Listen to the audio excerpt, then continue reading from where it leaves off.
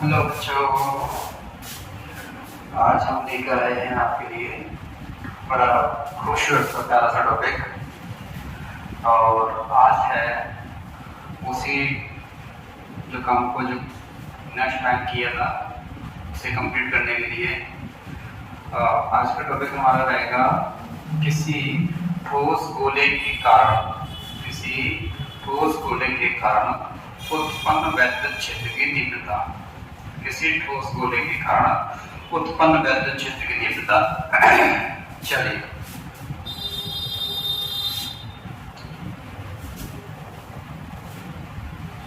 किसी ठोस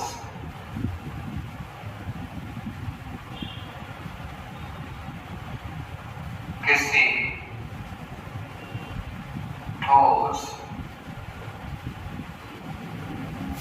गोले के कारण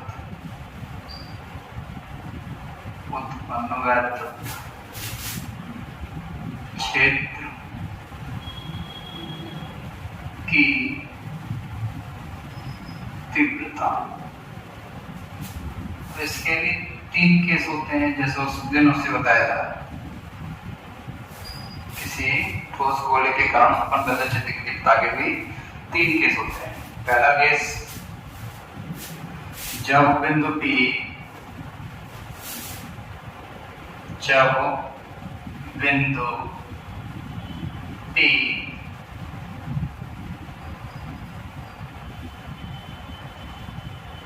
गोले के बाहर स्थित हो।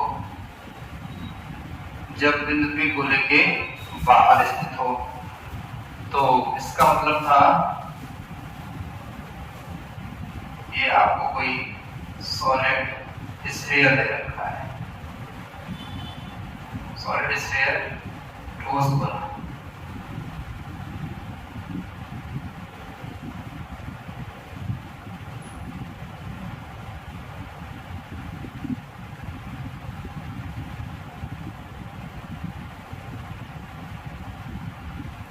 इसकी त्रिज्या जो होगी वो कैपिटल आर होगी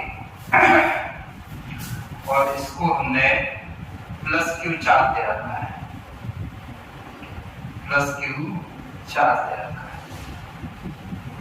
जो इसकी सतह पर, इसके सरफेस पर एक समान रूप से फैल जाता है।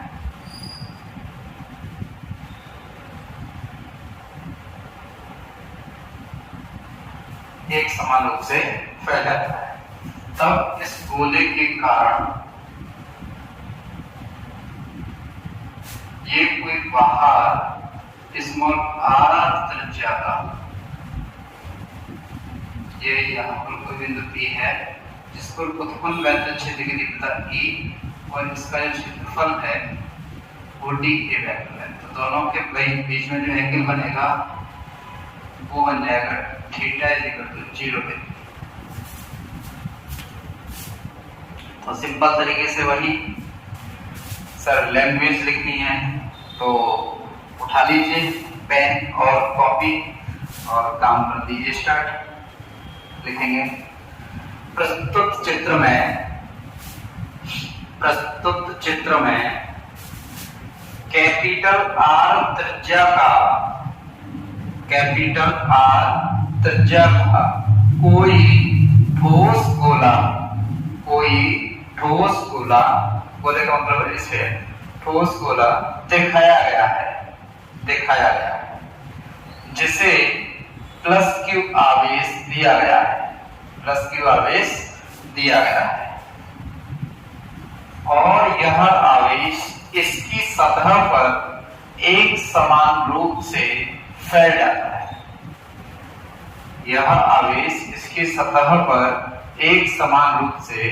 जाता है।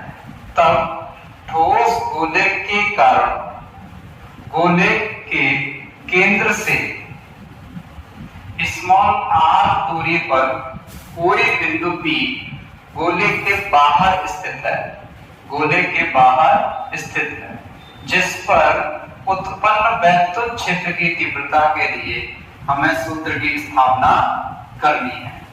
जिस पर उत्पन्न वैद्युत क्षेत्र की तीव्रता के लिए हमें सूत्र की स्थापना करनी है। तो बिल्कुल उसी तरीके से जिस तरीके से हमने पिछला वाला टॉपिक किया था, सेम टॉपिक, सेम तरीका, सेम सारी चीजें, कुछ अंतर आएगा वो मैं आपको दिखाऊंगा कि पिछले वाले में क्या था और इसमें क्या है।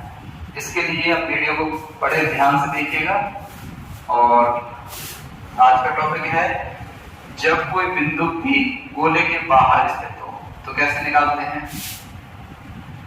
तब थ्योरी लिखने के बाद में, तब बिंदु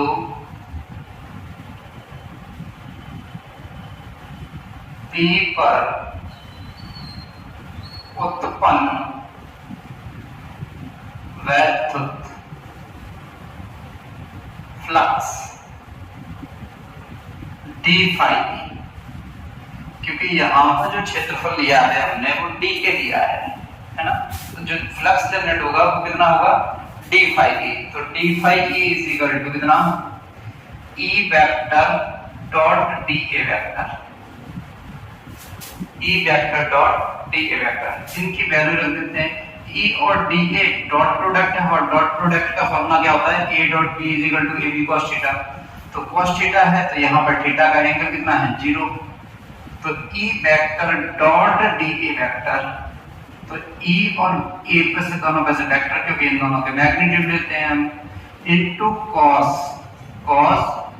0 डिग्री, cos 0 डिग्री, ये सारी वैल्यू मल्टीप्लाई है।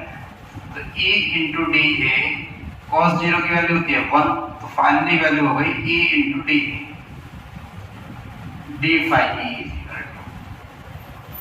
अब ये तो आई बात इस पॉइंट P की, किस पॉइंट की, पॉइंट P की। लेकिन हमें जो काम करना है इस पॉइंट P के लिए काम नहीं करना, हमें तो इस पूरे कंप्लीट पूरे स्फीयर के लिए काम करना है। तो जब पूरे स्फीयर के लिए करेंगे तो क्या करेंगे, यानी कि हमें इस पॉइंट पर भी डी के क्षेत्रफल, डी के क्षेत्रफल, डी के क्षेत्रफल, डी के क्षेत्रफल, बहुत सारे छोटे छोटे डिवीजन बन जाएंगे, उन सबके लिए काम करना है। तो ऐसे करते हुए कहां तक, कंप्लीट के लिए, यानी कि पूरे के लिए काम करना है। तो पूरे के लिए क्या आप कैसे करेंगे, तो उसे लैंग्वेज में कर देते हैं। तब संपूर्ण गोले के कारण कुल वैद्युत flux phi E is equal to कितना, समेशन या साइन ऑफ इंटीग्रेशन कितना, ए और कितना डी फाई ई। तो इसकी वैल्यू रख देते हैं sign of integration, sign of integration whole, यानी कि सबके लिए, कंप्लीट के लिए ये वाला जो चिन्ह लगाते हैं वो होल के लिए लगाते हैं, यानी कंप्लीट के लिए लगाते हैं। और एरिया इसलिए लगाते हैं क्योंकि इस पर जो इसका एरिया है, सरफेस है, उस सरफेस के लिए, ठीक है। तो यहाँ पर इसकी वैल्यू रख देते हैं, डी फाई ई की वैल्यू कितनी है, sign of integration A into D, E into D, E बाहर एरिया, क्योंकि ये तो एरिया ऑफ इंटीग्रेशन के लिए, और इसकी वैल्यू जो होती है वो किसके लिए, ये बाहर वाला जो सरफेस है। तो इस बाहर वाले सरफेस के लिए जो एरिया लिया जाएगा वो कितना लिया जाएगा, 4 पाई स्मॉल r स्क्वायर।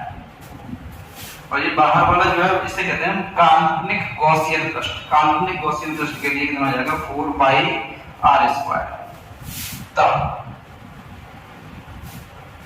इसको इक्वेशन नंबर फर्स्ट नाम दे देते हैं। तब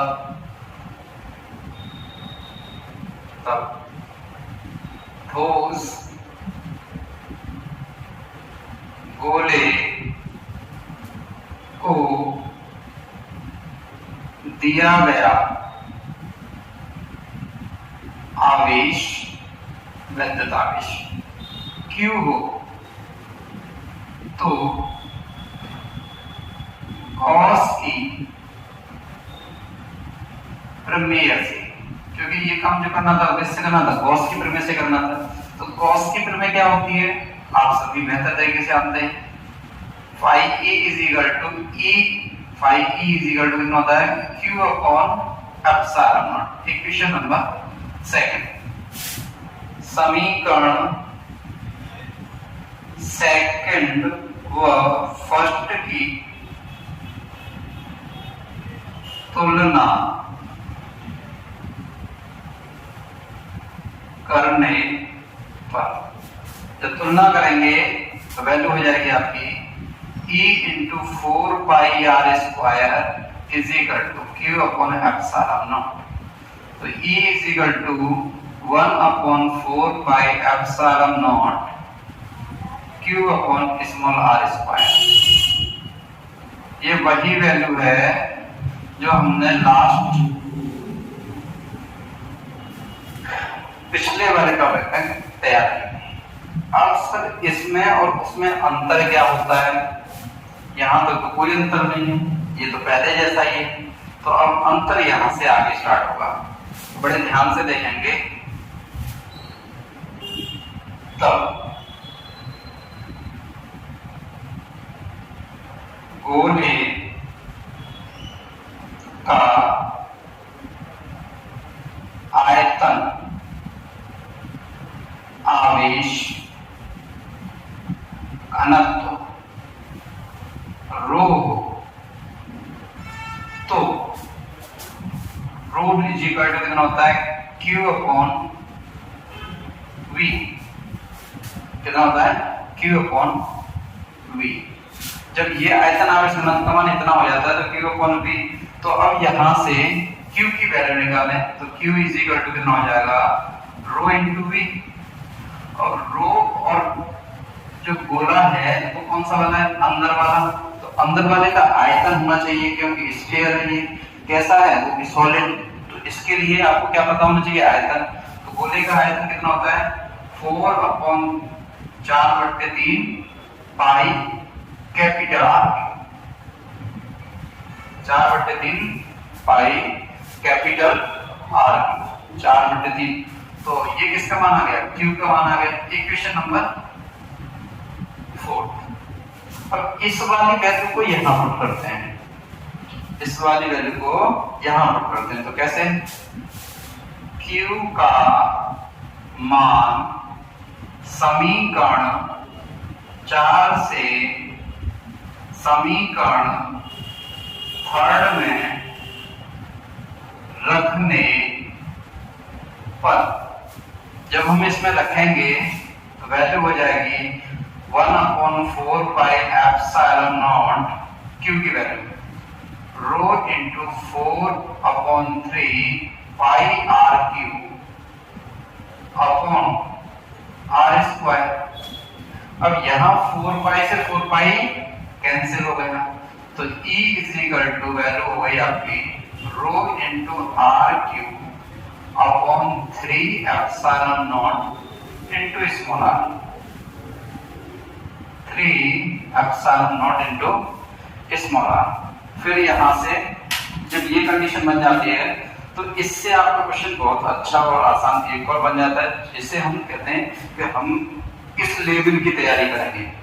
तो आप हायर एजुकेशन में यानी अच्छी तैयारी के लिए आप जाना चाहते हैं और आपको कुछ बड़ा प्लान किया हुआ है, तो हर एक कॉन्सेप्ट को आपको बड़े ध्यान से पढ़ना होगा। कॉन्सेप्ट को ध्यान से पढ़ने का मतलब यही है कि इसमें जितने सारे क्वेश्चंस आपको तैयार किए जा सकते हैं उनकी हर एक कंडीशन आपको बनाना आनी चाहिए। यही लोगों की शॉर्ट ट्रिक होती है, इसी के लिए लोग पढ़ाया करते हैं। तो सब जो लोग अपने आप में बेस्ट होते हैं उनका बेस्ट होने का मतलब यह है कि उन्होंने किसी भी चीज को प्रॉपर तरीके से पढ़ रखा है, और प्रॉपर तरीके से जो पढ़ लेते हैं वो आपको बेहतर तरीके से पढ़ा लेते हैं। तो ये सारी चीजें मैं चाहता हूँ कि आप लोग भी अच्छी तरीके से पढ़ें, जिससे ये इन चीजों के लिए बार बार उलझन आ जाए। तो उलझने के लिए क्या सिंपल तरीके क्या होते हैं, चलिएगा तो यहां से क्वेश्चन बन जाता है E directly proportional to R cube. Condition, अब क्वेश्चन आ गया, मान लीजिए कि किसी ठोस गोले के कारण, किसी ठोस गोले की रेडियस कितनी है, कैपिटल R है, उस पर उत्पन्न वैद्युत क्षेत्र की तीव्रता इतनी है। अब बोल दिया जाए यदि उसकी त्रिज्या को 2 गुना कर दिया जाए, त्रिज्या को 2 गुना कर दिया जाए या 3 गुना कर दिया जाए, है ना, इतने टर्म्स बढ़ा दिया जाए या कम कर दिया जाए, तो इस केस में आपको क्या लगाना है, ये वाला फॉर्मूला लगा देना है कैपिटल R के रेस्पेक्टिवली। अब कह रहा है कि अगर उसके कारण उत्पन्न वैद्युत क्षेत्र की तीव्रता कौन से वाली कंडीशन में, कि बाहर बिंदु P पर निकालना है, तो बिंदु P के लिए क्या कंडीशन बनने जाएगी, यानी कि इस कंडीशन में E प्रोपोर्शनल टू क्या, इनवर्सली प्रोपोर्शनल टू क्या बन जाएगा, 1/r²। तो ये इस तरीके के क्वेश्चंस जो बनते हैं इनको कहते हैं आप IIT लेवल के क्वेश्चन हैं ये, इनको बड़ा सही तरीके से, यही है कंपटीशन का। और यहाँ पे एक और कि E डायरेक्टली प्रोपोर्शनल टू कितना होता है, रो, बन गया क्वेश्चन। ये तो कांस्टेंट वैल्यू है, इसके लिए तो आपको कुछ करना ही नहीं है, बाकी सिंपल तरीका है, कोई दिक्कत वाली बात नहीं है। मैं हट जाता हूँ, आप सब स्क्रीनशॉट ले लीजिए, अच्छा टॉपिक है, मोस्ट इंपोर्टेंट भी है एग्जाम की दृष्टि से तो खास तौर से।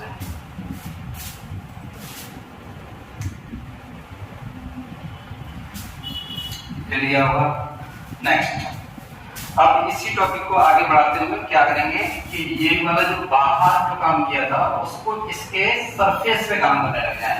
तो हमने वही कहा था कि मान 30% आपको फिजिक्स पढ़ाया जाएगा और 30% में आप 100% काम करेंगे, 30% ओनली। तो फिजिक्स से बिल्कुल डरिएगा नहीं, फिजिक्स को पढ़िएगा। जब आप पढ़ेंगे तो ये आप कुछ बेहतर कर सकते हैं, अगर आप बेहतर पढ़ेंगे नहीं तो आप बेहतर कराएंगे भी नहीं। तो सिंपल है, आप क्या करना है, आपको सेम वही तरीका, वही काम जो पिछला वाला किया था। क्या किया है सर, इसको यहां ले जाइए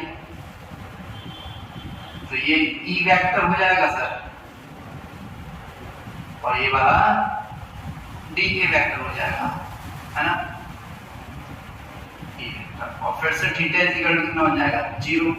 अब क्या मतलब हो गया कि जब बिंदु P इसके सरफेस पर यानी इसके पृष्ठ पर हो, यहां पर हो, इसके पृष्ठ पर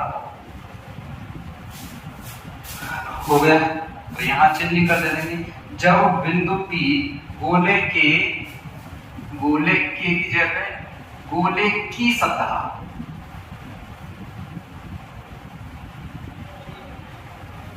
पर स्थित हो, बिंदु P कहां है, गोले की सतह पर स्थित हो। तो ये भी टॉपिक बड़ा आसान सा है, सिंपल सा है, ज्यादा लंबा समय नहीं लेते, बिगाड़ते नहीं समय को। तब बिंदु P पर उत्पन्न वैद्युत फ्लक्स का मान, लैंग्वेज वही, प्रस्तुत चित्र में कैपिटल R त्रिज्या का कोई ठोस गोला दिखाया गया है जिसको प्लस Q वापस दिया गया है, जो इसकी सतह पर एक समान रूप से फैल जाता है, तब इसके कारण बिंदु P पर उत्पन्न वैद्युत क्षेत्र की तीव्रता के लिए हमें सूत्र की स्थापना करनी है। बड़ा अजीब सा लगा सुना है आपने। तो मैं एक्चुअल में अपनी जब ऑफलाइन क्लासेस देता हूँ तो बच्चों को इसी तरीके से जब पढ़ाता हूँ तो बच्चों को बड़ा इंटरेस्ट आता है। तो ऑनलाइन क्लासेस में बड़ा ही तरीके से आप एक बार मेरी वीडियो को पोस्ट करिए और सुनिएगा, बड़ा अच्छा टेस्ट आएगा आपको। कितना क्या, प्रस्तुत चित्र में कैपिटल R त्रिज्या का कोई ठोस गोला दिखाया गया है जिसे प्लस Q आवेश दिया गया है, इसे प्लस Q आवेश दिया गया है, जो इसकी सतह पर एक समान रूप से फैल जाता है, जो इसकी सतह पर एक समान रूप से फैल जाता है। तब इस गोले के कारण गोले की सतह पर स्थित बिंदु P पर उत्पन्न वैद्युत क्षेत्र की तीव्रता के लिए हमें सूत्र की स्थापना करनी है। ठीक है, तो पुश कर लीजिए वीडियो को, आराम से सुन लीजिए और लिख लीजिएगा उसे। ठीक है, बाकी मैं इसमें कुछ चेंजिंग है करूंगा और आपका ये टॉपिक बड़ा आसान हो जाएगा। तब बिंदु P पर उत्पन्न वैद्युत फ्लक्स का मान, तो E vector dot DA vector आएगा, सिंपल है। E into DA cos 0 बनेगा क्योंकि यहाँ एंगल 0 है। E into D A cos 0 की वैल्यू कितनी होती है 1 हो जाती है, तो E इंटू डी ए बन जाता है। तब संपूर्ण गोले के कारण कुल वैद्युत फ्लक्स इस पूरे गोले के कारण, तो ये जो डिवीजन है ये ऐसे बनते रहेंगे। तो इन सब के कारण कुल वैद्युत फ्लक्स की बात करें तो y is equal to sin of surface integration E vector into dA vector d phi e की वैल्यू रख दी आपने E into dA sin of integration A into dA, इसकी वैल्यू वही 4 pi r स्क्वायर।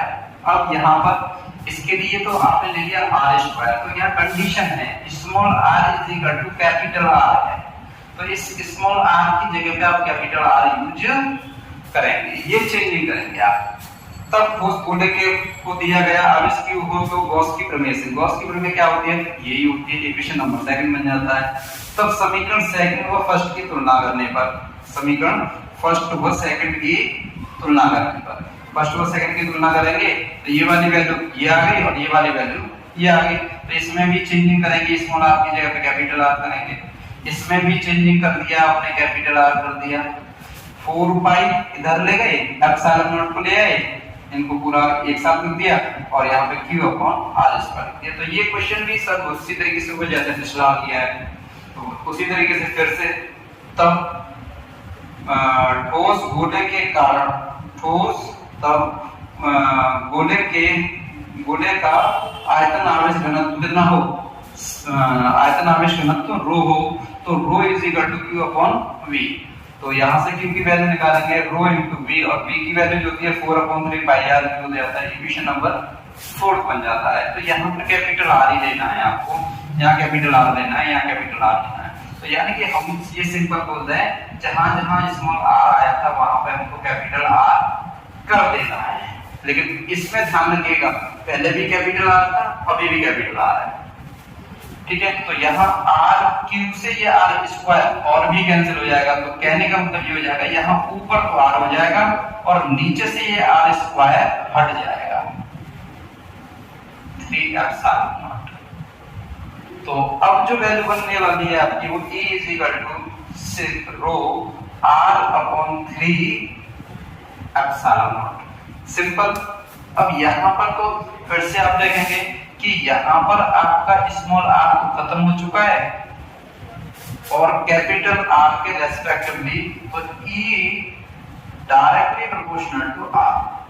अब ये देखिएगा ये क्वेश्चन पूछे जाते हैं अगर आपसे, फिर से वही कंडीशन R और क्या E डायरेक्टली प्रोपोर्शनल दोनों। तो ये जो क्वेश्चन है ये गजब के क्वेश्चन होते हैं और क्वेश्चन यहीं से उठाए जाते हैं, पूरा कुछ डेरिवेशन नहीं पढ़ा, लास्ट में जाकर के प्रिपेयर्ड की बात है ना। तो अगर ये आपको नहीं पढ़ाया जाए तो आपको नहीं आएगा, आप पढ़ेंगे तो आपको आएगा, ठीक है। सबसे ज्यादा एंड में वीडियो भी देखना और पूरा लास्ट में जाकर के आपको रिजल्ट मिलता है, ठीक है। तो इसी तरीके से आप ये काम भी कर सकते हैं। नेक्स्ट इसी के लिए अब लास्ट टॉपिक बन जाता है कि जब बिंदु P कहाँ हो, इसके अंदर हो, तो वो भी सिंपल तरीका है ना। तो उसको भी अगर आप कैसे करेंगे, ये वाली सारी चीजें हटा देंगे यहाँ से, यानी कि मैं तो हटा सकता हूँ लेकिन आप दूसरा टॉपिक लिखेंगे, है ना। और यहाँ के लिए आप क्या बना देंगे, ये कोई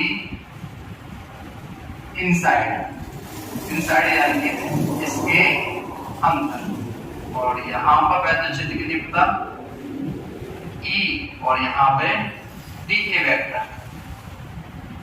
और वही बिंदु P यहाँ है और थीटा इज इक्वल टू 0। तो थोड़ा साफ सा लिख देता हूँ, मैं बाहर लिख देता हूँ, यानी कि E वेक्टर और ये dA वेक्टर, और इस पॉइंट को नाम दे देते हैं कितना P, ये क्या है P, और यहाँ पर थीटा इज इक्वल टू कितना हो जाता है, theta is equal to 0 degree.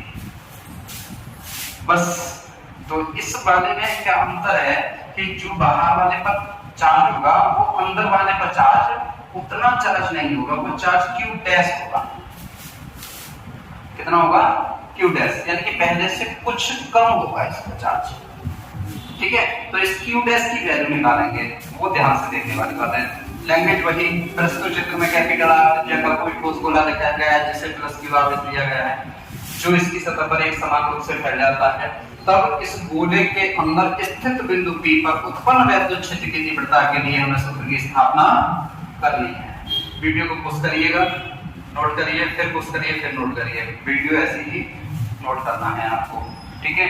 तो वो लैंग्वेज मैं नहीं लिखा पाता हूँ, भाई डिजिटल बोर्ड होता तो मैं वो भी पॉसिबल था, लेकिन ये पॉसिबल नहीं हो पाएगा क्योंकि बहुत टाइम लगता है इन चीजों को करने में। तो टाइम का मतलब है हमें कम से कम समय में ज्यादा से ज्यादा काम करना है।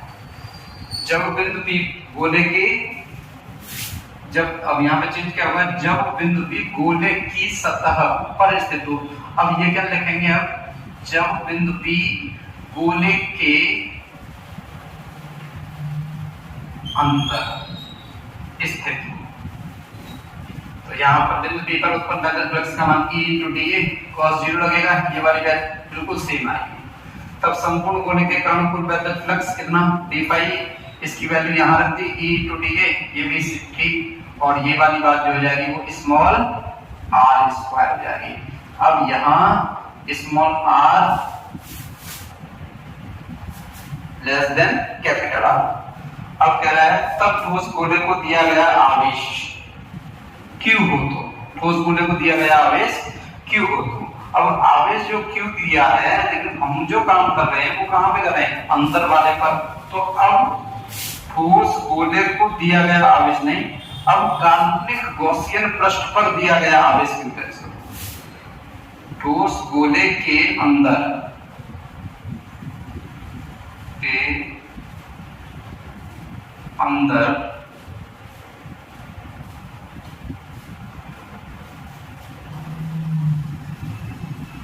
गॉसियन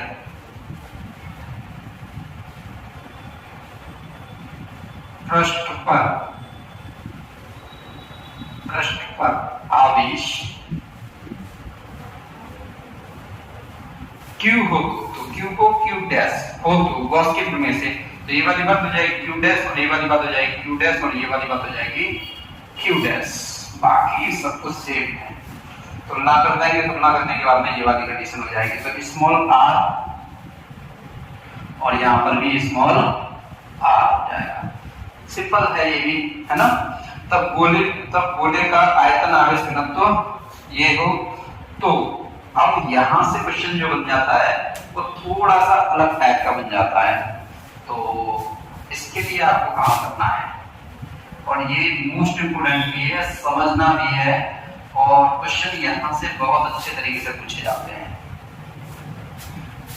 तब गोले का आयतन आवेश घनत्व रो हो, तो rho is equal to Q/V से। अब देखिएगा इस गोले का, ये अंदर वाला जो गोला है और जो बाहर वाला गोला है, इन दोनों को जो बनाया गया है वो एक ही मेटल से बनाया गया है। जब ये दोनों एक ही मेटल से बनेंगे तो इनकी डेंसिटी आपस में क्या होगी, बराबर होगी। तो मैं ये लिख सकता हूं रो बड़ा इज इक्वल टू रो छोटा। छोटा मतलब गोला, छोटे गोले के लिए और बड़े गोले के लिए।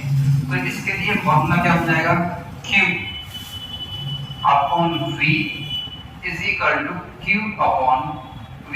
तो छोटे गोले के लिए Q डैश V डैश।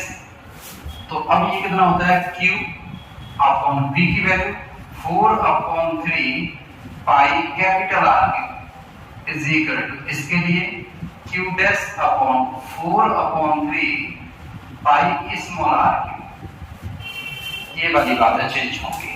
अब इसको आप चेंज कर सकते हैं, कर सकते हैं ये और ये एक दूसरे को कैंसिल आउट कर देंगे। जब ये एक दूसरे को कैंसिल आउट कर देंगे तो रिलेशन क्या निकल के आ गया, Q डैश की वैल्यू निकल के आ गई, Q dash is equal to small r³ into Q upon capital R।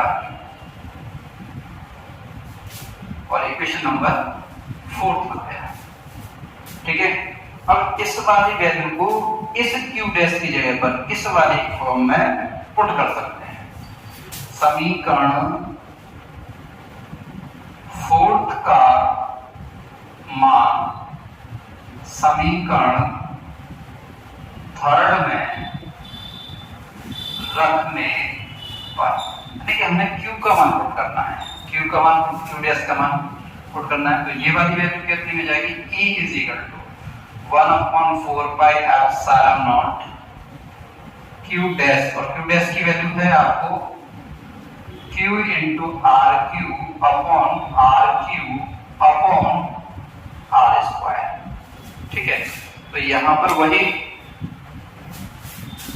Are square से Q कैंसिल हो जाएगा, आर स्क्वायर से Q कैंसिल हो जाएगा और वैल्यू बन जाएगी आपकी E is equal to 1/4 pi epsilon naught small q small r upon capital R। देख लीजिएगा, ठीक है। अब ये क्वेश्चन यही नहीं रुकेगा, और भी आगे जाएगा। तो ये किसके रेस्पेक्टिवली है, Q। अब इसमें से मुझे Q को हटाना है, तो जब मैं Q को हटाऊंगा, Q को हटाने का तरीका क्या होता है सर, इसे सब रब कर देते हैं।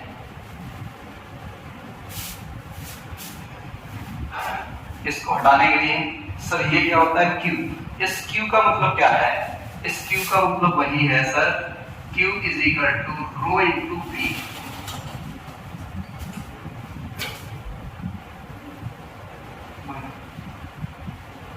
Q is equal to rho, और रो की value into V, volume, volume का मतलब क्या, 4/3 pi capital R,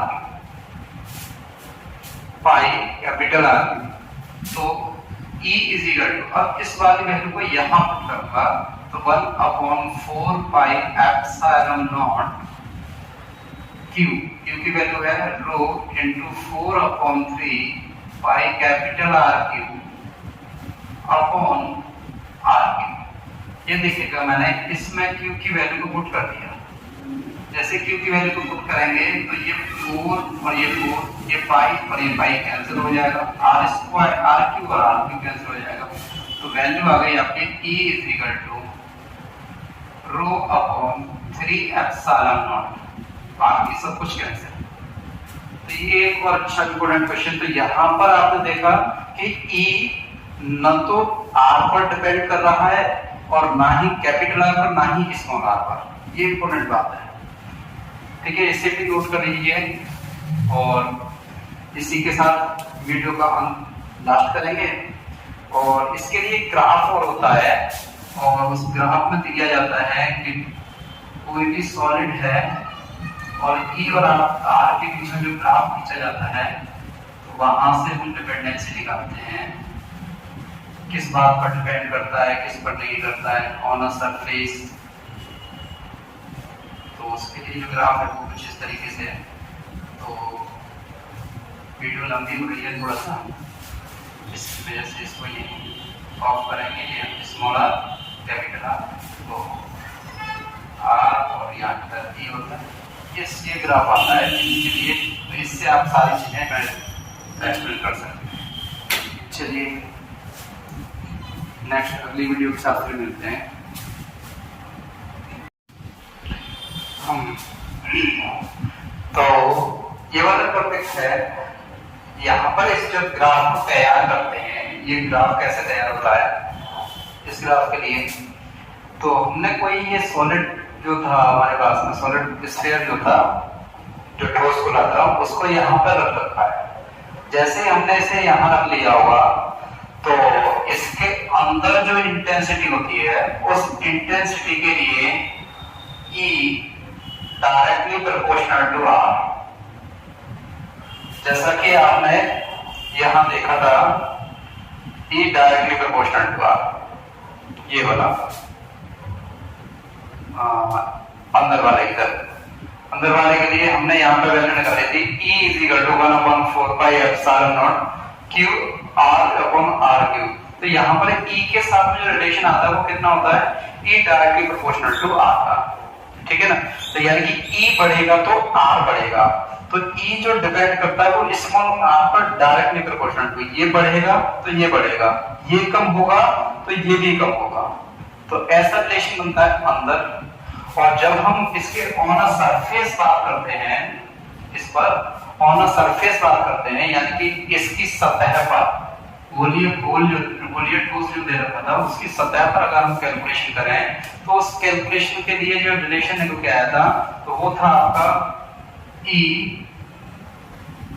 is equal 1/4 pi epsilon naught Q upon small r square. तो स्मॉल r यहाँ पे था ही नहीं, या तो कैपिटल R स्क्वायर। तो यहाँ पर E कैसे निकल गया था, Q अपॉन R स्क्वायर। और जबकि इसका थर्ड केस अगर हम देखें, यानी कि जब बाहर था तो E और स्मॉल r में क्या रिलेशन था, यहाँ पर small r is equal to capital R है। और अब थर्ड केस में, यानी कि जब हमने बाहर निकाला था वैद्युत क्षेत्र की तीव्रता को, जब बाहर निकाला था, कहने का मतलब हमारा जो पहला केस था उस केस की बातें करते हैं। तो वहां पे था 1/4 pi epsilon naught Q upon small r square, Q upon small r। तो यहाँ पर E और R में जो रिलेशन था वो 1/r स्क्वायर का था। तो ये वाला जो टॉपिक था ये बड़ा सिंपल टॉपिक था, और इस कंडीशन को, इस ग्राफ को इससे एक्सप्लेन करते हैं। ये बाहर ये सतह पर, और ये वाली बात ये भी सतह पर,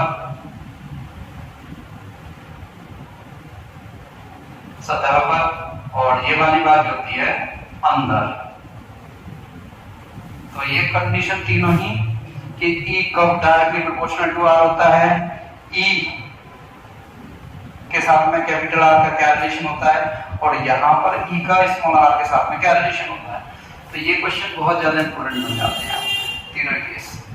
ठीक है, इससे आगे की वीडियो नेक्स्ट कंटिन्यू करते हैं।